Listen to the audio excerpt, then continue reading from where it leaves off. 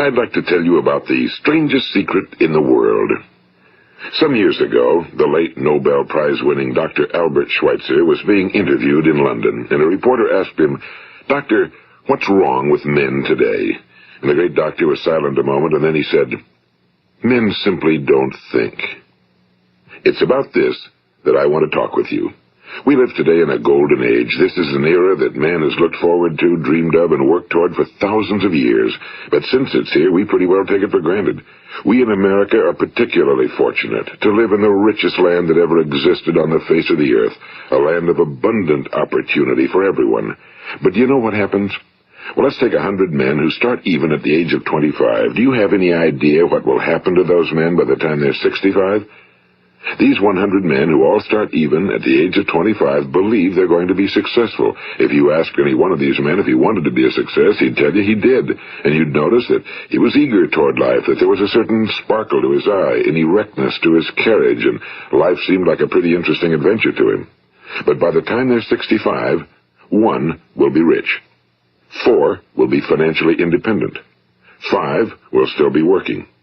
54 will be broke. Now think a moment. Out of the 100, only 5 make the grade. Now why do so many fail? What has happened to the sparkle that was there when they were 25? What's become of the dreams, the hopes, the plans? And why is there such a large disparity between what these men intended to do and what they actually accomplished? When we say about 5% achieve success, we have to define success. And here's the best definition I've ever been able to find. Success is the progressive realization of a worthy ideal. If a man is working toward a predetermined goal and knows where he's going, that man is a success. If he's not doing that, he's a failure. Success is the progressive realization of a worthy ideal. Rollo May, the distinguished psychiatrist, wrote a wonderful book called Man's Search for Himself. And in this book he says, the opposite of courage in our society is not cowardice.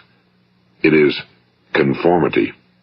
And there you have the trouble today. It's conformity, people acting like everyone else without knowing why, without knowing where they're going. Now think of it.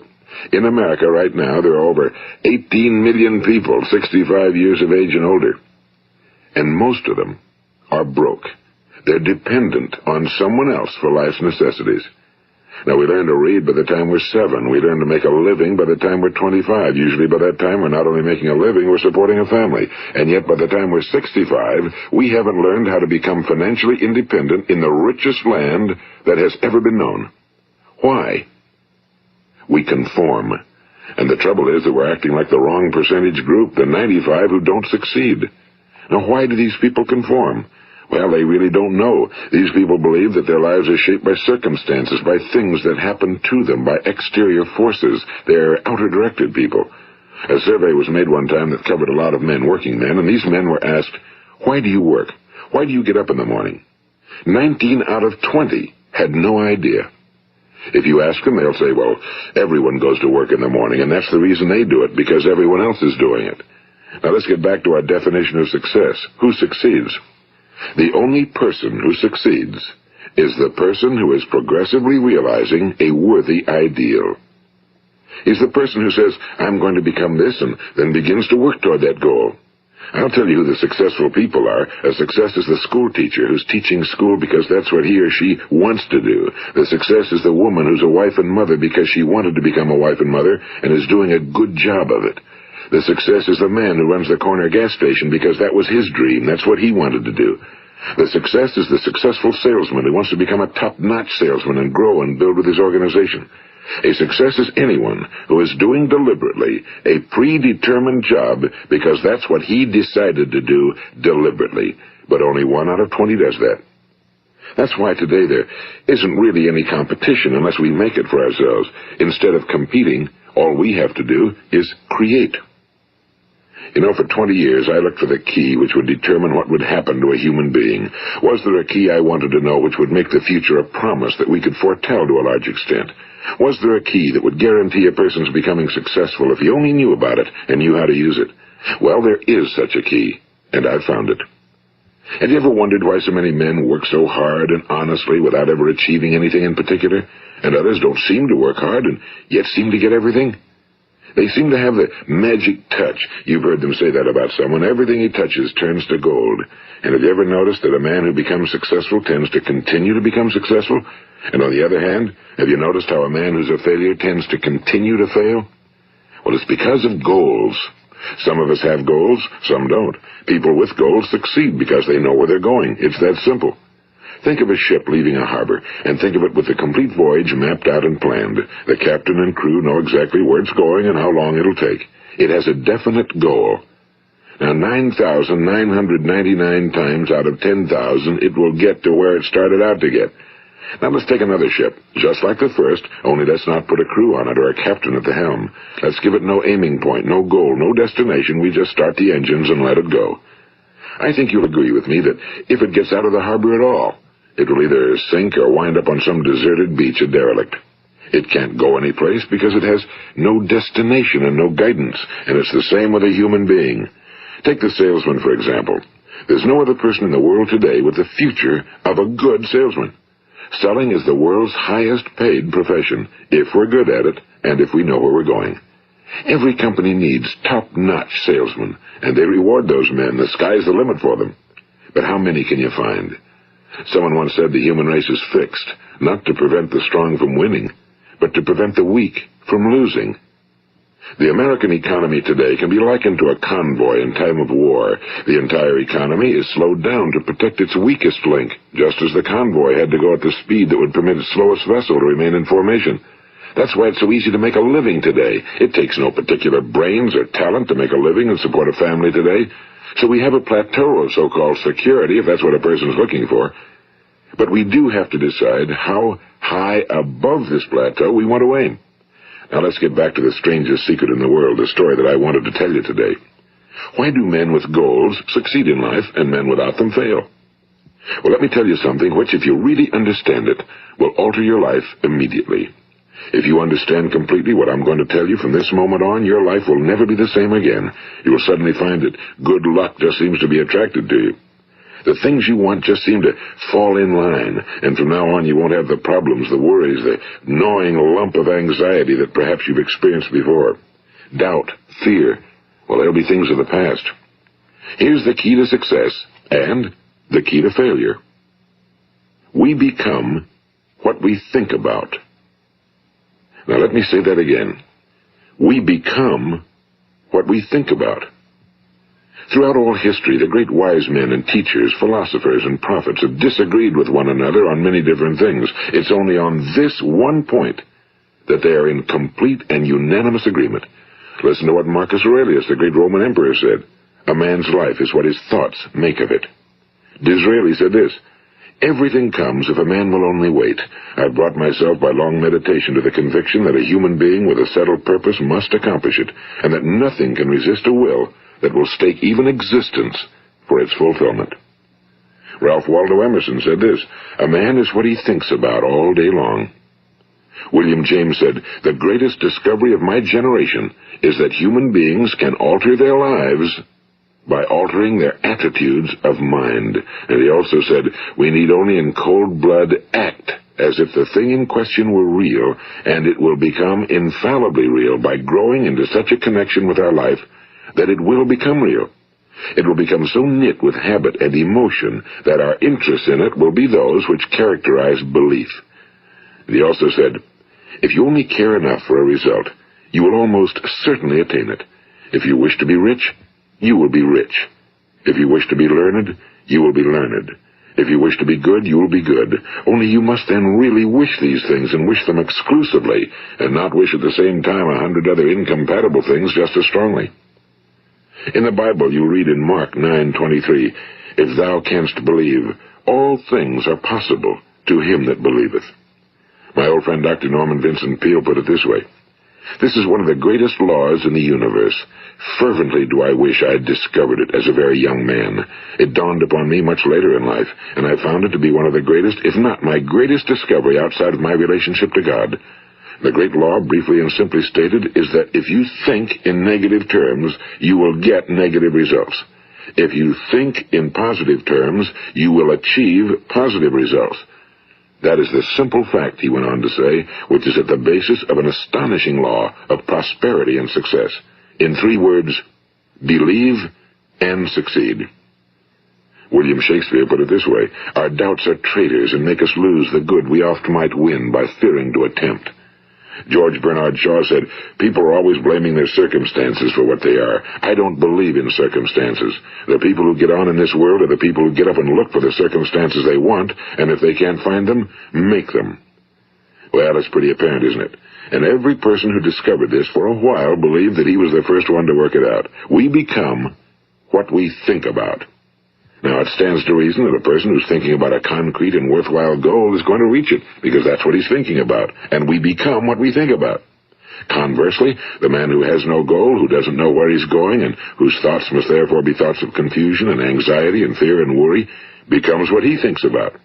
His life becomes one of frustration and fear and anxiety and worry. And if he thinks about nothing, he becomes nothing. Now, how does it work? Why do we become what we think about? Well, I'll tell you how it works as far as we know. Now, to do this, I want to tell you about a situation that parallels the human mind. Suppose a farmer has some land, and it's good fertile land. Now, the land gives the farmer a choice. He may plant in that land whatever he chooses. The land doesn't care. It's up to the farmer to make the decision. Now, remember, we're comparing the human mind with the land because the mind, like the land, doesn't care what you plant in it. It will return what you plant, but it doesn't care what you plant.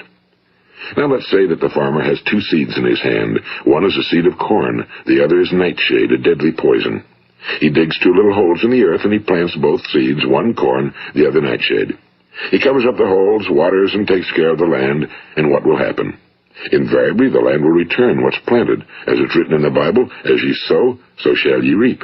Now remember, the land doesn't care. It'll return poison in just as wonderful abundance as it will corn. So up come the 2 plants, one corn, one poison. Now, the human mind is far more fertile, far more incredible and mysterious than the land, but it works the same way. It doesn't care what we plant. Success, failure. A concrete, worthwhile goal, or confusion.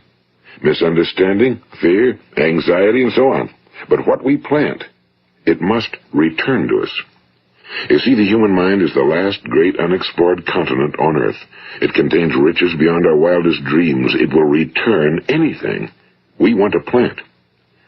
Now, you might say, well, if that's true, why don't people use their minds more? Well, I think they've figured out an answer to that one, too. Our mind comes as standard equipment at birth. It's free, and things that are given to us for nothing we place little value on. Things that we pay money for, we value. The paradox is that exactly the reverse is true. Everything that's really worthwhile in life came to us free. Our minds, our souls, our bodies, our hopes, our dreams, our ambitions, our intelligence, our love of family and children and friends and country, all these priceless possessions are free. But the things that cost us money are actually very cheap and can be replaced at any time. A good man can be completely wiped out and make another fortune. He can do that several times. Even if our home burns down, we can rebuild it. But the things we got for nothing, we can never replace. The human mind isn't used because we take it for granted. Familiarity breeds contempt. It can do any kind of job we assign to it, but generally speaking, we use it for little jobs instead of big, important ones. Universities have proved that most of us are operating on about 10% or less of our abilities. So decide now, what is it you want?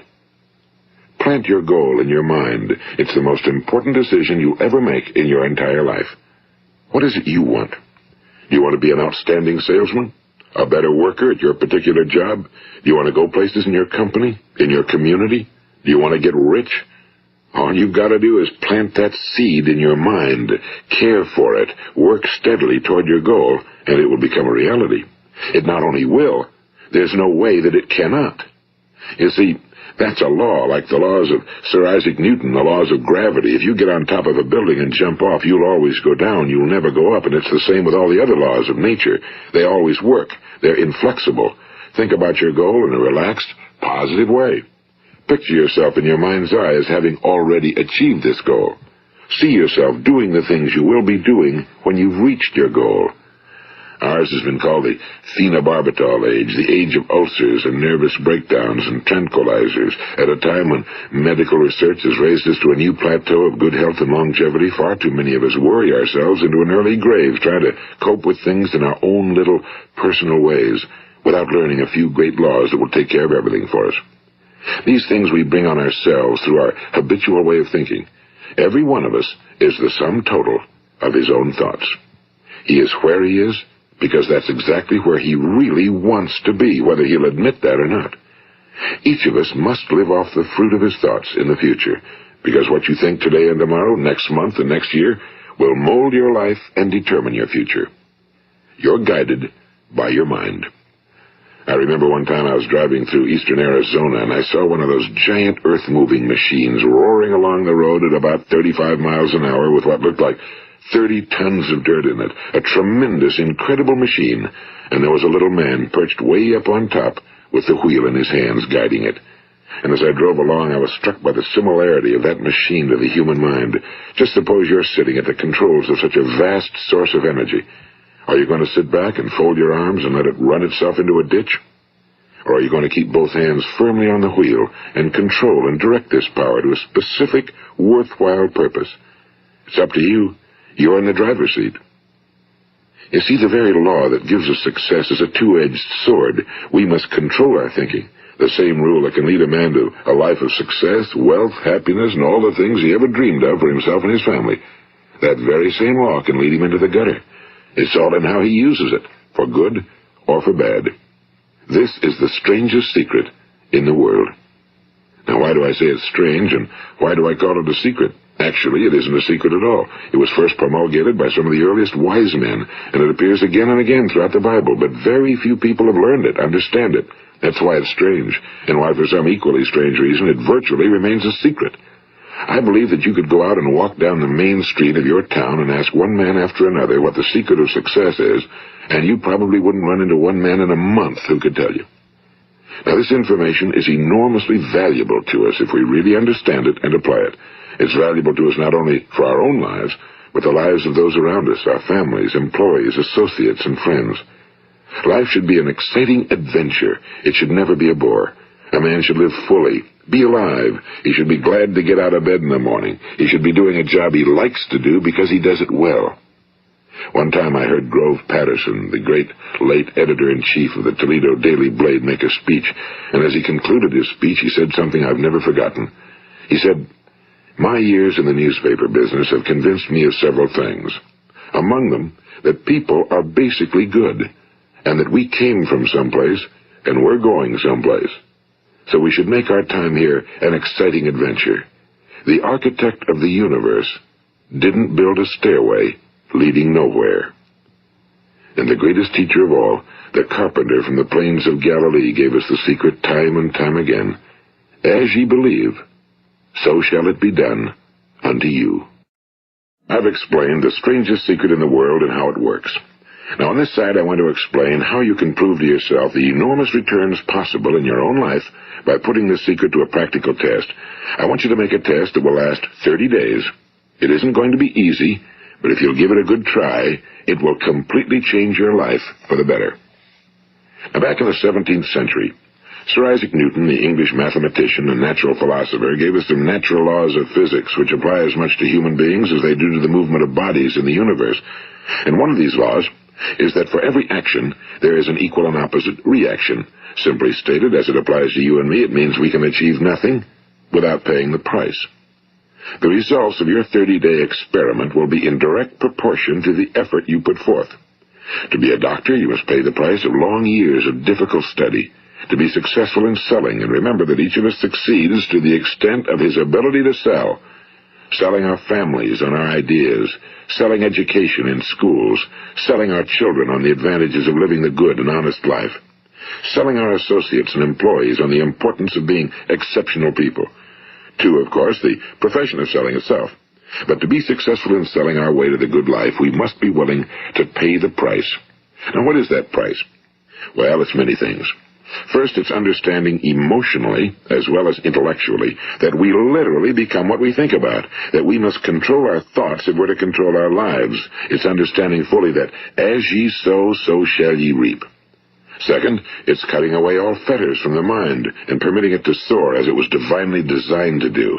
It's the realization that your limitations are self-imposed and that the opportunities for you today are enormous beyond belief.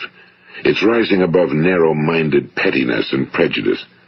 And third, it's using all your courage to force yourself to think positively on your own problem, to set a definite and clearly defined goal for yourself, to let your marvelous mind think about your goal from all possible angles, to let your imagination speculate freely upon many different possible solutions, to refuse to believe that there are any circumstances sufficiently strong to defeat you in the accomplishment of your purpose, to act promptly and decisively when your course is clear, and to keep constantly aware of the fact that you are, at this moment, standing in the middle of your own acres of diamonds, as Russell Conwell used to point out. And fourth, save at least 10% of every dollar you earn. It's also remembering that no matter what your present job, it has enormous possibilities, if you're willing to pay the price. Now let's just go over the important points in the price each of us must pay to achieve the wonderful life that can be ours. It is, of course, worth any price. 1. You will become what you think about. 2. Remember the word imagination and let your mind begin to soar. 3. Courage. Concentrate on your goal every day. 4. Save 10% of what you earn. And 5. Action. Ideas are worthless unless we act on them. Now, I'll try to outline the 30-day test I want you to make. Keep in mind that you have nothing to lose by making this test and everything you could possibly want to gain. There are two things that may be said of everyone. Each of us wants something, and each of us is afraid of something. I want you to write on a card what it is you want more than anything else. It may be more money. Perhaps you'd like to double your income or make a specific amount of money. It may be a beautiful home. It may be success at your job. It may be a particular position in life. It could be a more harmonious family. Each of us wants something. Now write down on your card specifically what it is you want. Make sure it's a single goal and clearly defined. You needn't show it to anyone, but carry it with you so that you can look at it several times a day. Think about it in a cheerful, relaxed, positive way each morning when you get up, and immediately you have something to work for, something to get out of bed for, something to live for. Look at it every chance you get during the day and just before going to bed at night. And as you look at it, remember that you must become what you think about, and since you're thinking about your goal, you realize that soon it will be yours. In fact, it's yours really the moment you write it down and begin to think about it. Look at the abundance all around you as you go about your daily business. You have as much right to this abundance as any other living creature. It's yours for the asking. Now we come to the difficult part. Difficult because it means the formation of what is probably a brand new habit, and new habits are not easily formed. Once formed, however, it will follow you for the rest of your life. Stop thinking about what it is you fear. Each time a fearful or negative thought comes into your consciousness, replace it with a mental picture of your positive and worthwhile goal. And there will come times when you'll feel like giving up. It's easier for a human being to think negatively than positively. That's why only 5% are successful. You must begin now to place yourself in that group. For 30 days, you must take control of your mind. It will think about only what you permit it to think about. Each day for this 30-day test, do more than you have to do. In addition to maintaining a cheerful, positive outlook, give of yourself more than you've ever done before. Do this knowing that your returns in life must be in direct proportion to what you give.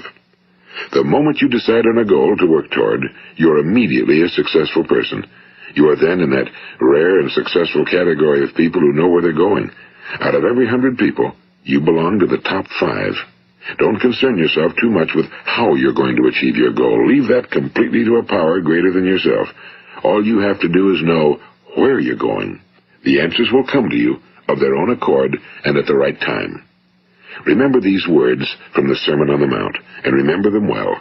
Keep them constantly before you this month of your test. Ask, and it shall be given you. Seek, and ye shall find. Knock, and it shall be opened unto you. For every one that asketh receiveth, and he that seeketh findeth, and to him that knocketh it shall be opened. It's as marvelous and as simple as that. In fact, it's so simple that in our seemingly complicated world, it's difficult for an adult to understand that all he needs is a purpose and faith. For 30 days, Do your very best.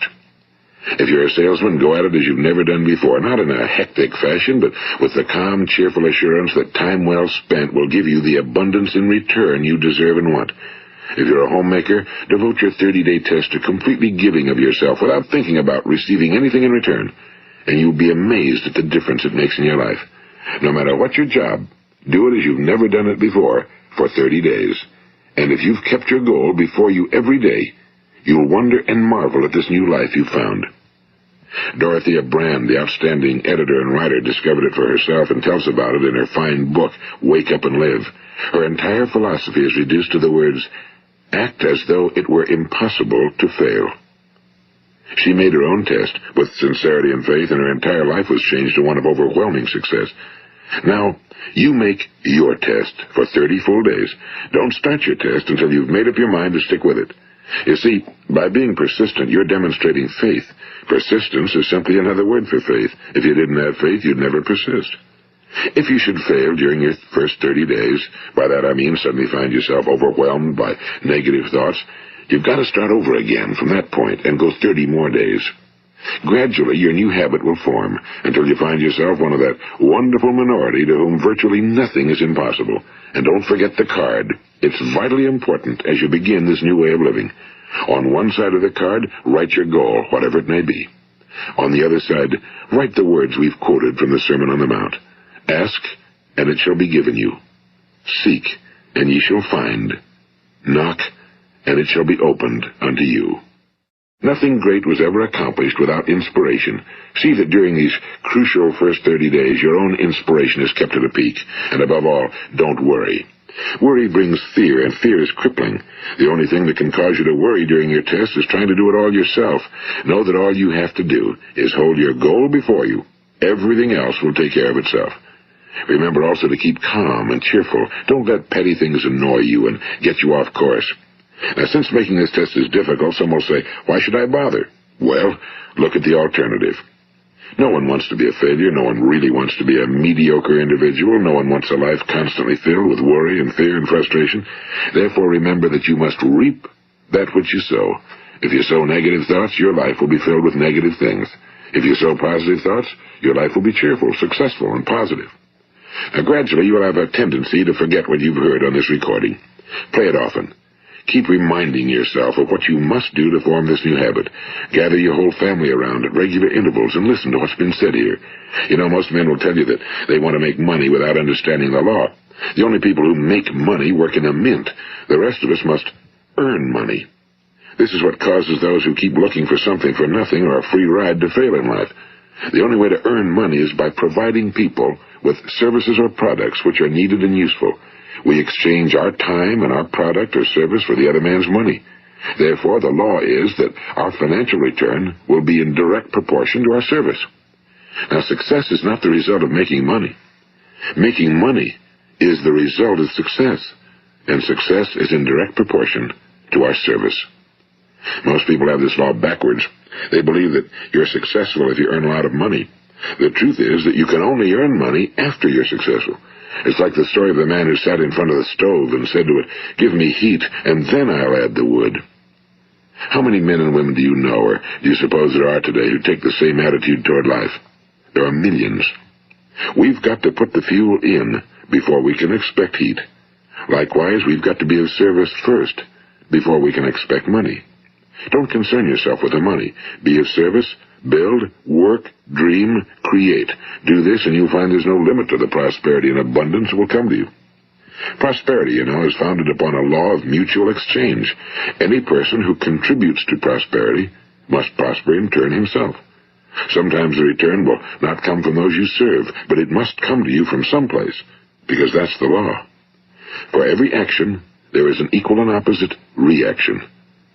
As you go daily through your 30-day test period, remember that your success will always be measured by the quality and quantity of service you render, and money is a yardstick for measuring this service. No man can get rich himself unless he enriches others. Now, there are no exceptions to a law. You can drive down any street in America and from your car estimate the service that's being rendered by the people living on that street. Had you ever thought of this yardstick before? It's interesting. Some, like ministers and priests and other devoted people, measure their returns in the realm of the spiritual, but again, their returns are equal to their service. Once this law is fully understood, any thinking person can tell his own fortune. If he wants more, he must be of more service to those from whom he receives his return. If he wants less, he has only to reduce his service. This is the price you must pay for what you want. If you believe you can enrich yourself by deluding others, you can end only by deluding yourself. It may take some time, but just as surely as you breathe, you'll get back what you put out. Don't ever make the mistake of thinking you can avert this. It's impossible. The prisons and the streets where the lonely walk are filled with people who tried to make new laws just for themselves. We may avoid the laws of man for a while, but there are greater laws that cannot be broken. An outstanding medical doctor recently pointed out 6 steps that will help you realize success. 1. Set yourself a definite goal. 2. Quit running yourself down. 3.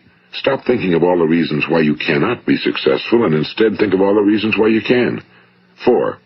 Trace your attitudes back through your childhood and try to discover where you first got the idea you couldn't be successful, if that's the way you've been thinking. 5. Change the image you have of yourself by writing out a description of the person you would like to be. And 6. Act the part of the successful person you have decided to become. The doctor who wrote those words is a noted West Coast psychiatrist, Dr. David Harold Fink. Do what the experts since the dawn of recorded history have told you you must do. Pay the price by becoming the person you want to become. It's not nearly as difficult as living unsuccessfully. Make your 30-day test, then repeat it again, and each time it will become more a part of you until you'll wonder how you could ever have lived any other way. Live this new way and the floodgates of abundance will open and pour over you more riches than you may have dreamed existed. Money? Yes, lots of it. But what's more important, you'll have peace.